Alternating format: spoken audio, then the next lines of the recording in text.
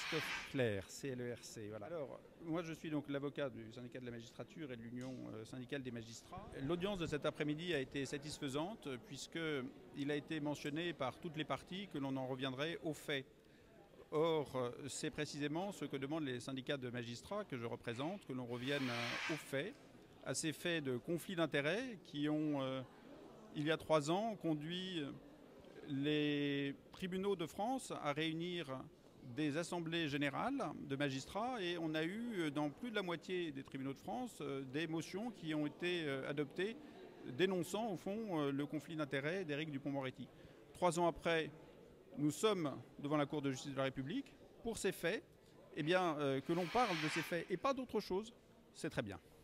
Nous n'avons pas de peur, nous avons le souci que le droit et que la procédure soient respectés et que dans un procès, on parle des faits qui font ce qu'on appelle l'objet de la prévention. La Cour de justice de la République, elle n'est pas saisie dans l'air, elle est saisie de faits précis. Il faut parler de ces faits. Pendant 3 ans, Éric Dupond-Moretti, c'était tout à fait son droit et c'était parfaitement légitime, avait décidé de ne pas s'expliquer sur le fond. On ne le conteste en rien, c'était son droit, il avait dit qu'il réserverait ses explications sur le fond à cette audience. Eh bien nous y sommes, nous allons parler du fait, ils vont parler des faits, nous allons écouter et nous sommes satisfaits que ça se passe comme ça. Eh bien,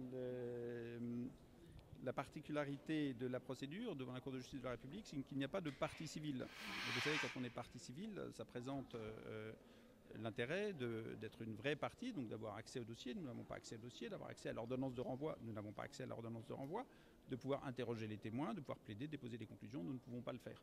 Voilà. Donc ça, c'est la Cour de justice de la République, c'est comme ça, mais c'est contraire au principe général du droit de l'égalité des armes dans le procès. C'est la Cour de justice, dont acte on fera avec. De l'avocate d'Éric Dupond-Moretti, tu veux le dire. Eh bien, écoutez, il y a eu une déclaration du procureur de la République, procureur général, pardon. Il y a eu la réponse. Moi, je ne vais pas me prononcer, notamment sur les propos de la défense. C'est pas mon rôle. Ils se défendent, ils ont le droit de se défendre. Je respecte la présomption d'innocence. Je ne suis pas là pour commenter leurs propos.